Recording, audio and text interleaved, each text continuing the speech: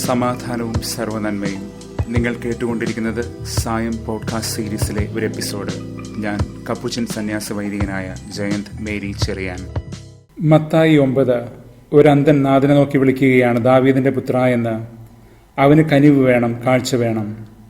പ്രധാനമായും 2 കൂട്ടരാണ് നാഥനെ ദാവീദിന്റെ പുത്ര എന്ന് വിളിക്കുന്നത്. ദാവീദിന്റെ പുത്ര എന്നുള്ള ഈ വിളി യഥാർത്ഥത്തിൽ മനുഷ്യാവതാരത്തിന്റെ ഗഹനമായ ഒരു ഓർമ്മ കൂടിയാണെന്ന് നാഥൻ ബോധിപ്പിച്ചിട്ടുള്ളതുമാണ്.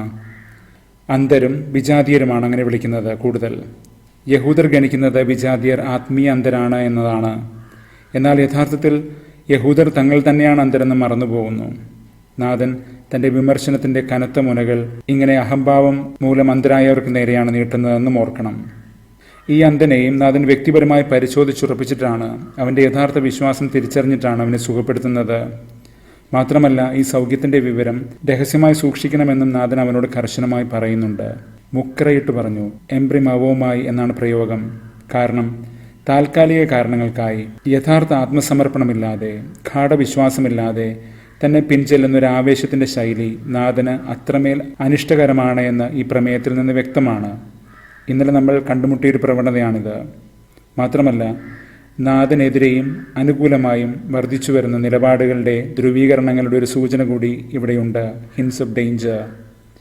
കൺതുറപ്പുകളുടെയും വെളിച്ചത്തിൻ്റെയും ആഘോഷമാണ് നാഥൻ. അതുകൊണ്ട് തന്നെ നമ്മെ ചൂഴ്ന്നു നിൽക്കുന്ന മൂകതയെയും അന്ധകാരത്തെയും നാഥൻ വകഞ്ഞു മാറ്റുന്നുവെന്ന് ഇന്ന് ഏഷ്യ 29:17 പറയുന്നുണ്ട്. അത് മിശിഹായുടെ ആഗമനത്തിൻ്റെ ഒരു കുറിയായിട്ടാണ് പ്രവാചകൻ സൂചിപ്പിക്കുന്നത്. മൂകതയും ഇരുളും അകറ്റുന്നവൻ. ദൈവം തൻ്റെ ജനത്തെ തൻ്റെ മക്കളെന്ന പോലെയാണ് കാക്കുന്നത്. ദൈവം അബ്രഹാത്തിനോടും സന്തതികളോടും ചെയ്ത ഉടമ്പടിയുടെ ഭാവം അതാണ് സൂചിപ്പിക്കുന്നതും. ഇന്ന് ഈ പ്രവചന ഭാഗം അതിനെക്കുറിച്ച് എടുത്തു പറയുന്നുമുണ്ട്. ഭയം, അപമാനം, അജ്ഞത, അബദ്ധസഞ്ചാരങ്ങൾ ഇതെല്ലാം തൻ്റെ മക്കളിൽ നിന്ന് ദൈവം എടുത്തു മാറ്റാൻ ശ്രമിക്കുകയാണ്. ദൈവം തൻ്റെ ജനത്തിൻ്റെ നിരന്തരമായ വഴിവിടകളെ പോലും അവഗണിച്ചു കളയുന്നു. ഇതൊരു അപ്രതീക്ഷിതമായ ട്വിസ്റ്റാണ്.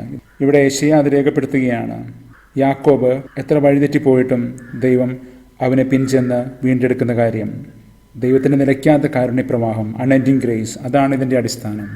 അതുകൊണ്ട് തന്നെ ഇതിന് തൊട്ടു മുൻപ് പ്രവാചകൻ പറഞ്ഞതോർത്താൽ, ദൈവത്തിന് എത്തിപ്പെടാനാകില്ല എന്ന ധാരണയിൽ വളരെ വളരെ ആഴങ്ങളിൽ കുഴിച്ച് കുതന്ത്രങ്ങൾ മെനയാനാകുമെന്ന് ആരെങ്കിലും കരുതുന്നുണ്ടെങ്കിൽ അവർ ഇതുകൂടി അറിഞ്ഞിരിക്കുക. ദൈവം വീണ്ടെടുക്കാൻ അത്രമേൽ ശ്രമിക്കുന്നുണ്ട്, അത്രമേൽ സ്നേഹകാരുണ്യത്തോടെ കാത്തിരിക്കുകയും ചെയ്യുന്നുണ്ട്. എന്നാൽ നിരന്തരമായ മല്ലിടലുകൾ നാശത്തിലെ കലാശിക്കുകയുള്ളൂ. അതേസമയം ദൈവത്തിൽ ആശ്രയിക്കുന്നവർ ഏത് കഠിനമായ ഭവിഷ്യത്തുകളിലും ഭീകരാവസ്ഥകളിലും ദൈവത്തിൻ്റെ സാന്നിധ്യം അറിയുന്നു, ദൈവത്തിൻ്റെ സൗന്ദര്യത്തിൽ വിലയം പ്രാപിക്കുകയും ചെയ്യുന്നു. ആ ഒരൊറ്റ ആഗ്രഹം മാത്രമേ അവർക്കുള്ളൂ, ദൈവത്തിൻ്റെ കൂടെ ആയിരിക്കാൻ. ഇന്ന് സങ്കീർത്തനം 27 അത് പഠിപ്പിച്ചു തരും. എൻ്റെ ദൈവം, എൻ്റെ പ്രകാശം. ഇഴയടുപ്പമുള്ള ശബ്ദവിന്യാസങ്ങളാണ് ഇതിനെല്ലാം. അത്രമേൽ സന്നിഹിതമായ, ലോക്കൽ, അനുഭവവേദ്യമായ, പാൽപ്പബിൾ, സ്പൃശ്യമായ, ടാക്ടൈൽ അനുഭവമായി ദൈവം മാറിക്കഴിഞ്ഞിരിക്കുന്നു.